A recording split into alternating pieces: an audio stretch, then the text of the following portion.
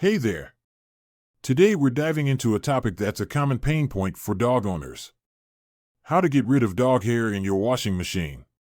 Now, I know what you're thinking. Dog hair is everywhere.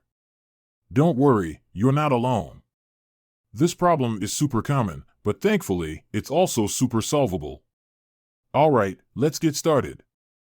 But first, what are the things you'll need to complete this task? For the full list and where to get them, check the description and pinned comment below. Now that you have all your tools and materials ready, let's get into it. Get rid of it! Step 1. Empty the drum and inspect. The first thing you want to do is make sure the drum is empty.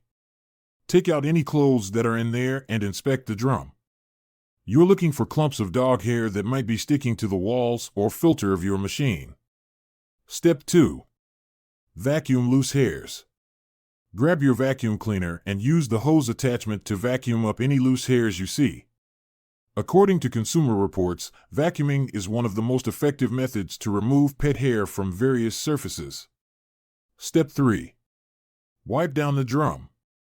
Next, you'll want to wipe down the drum with a damp microfiber cloth. Microfiber is great for trapping dog hair.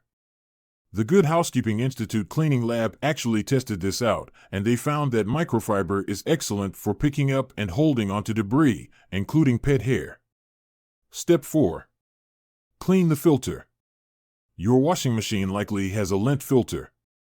Consult your manual to find out where it is. Once you locate it, remove it and clean it out. Usually, you can just rinse it off under warm water. Step 5. Run a cleaning cycle. Fill your washing machine up to its maximum water level and add 1 cup of white vinegar and half a cup of baking soda.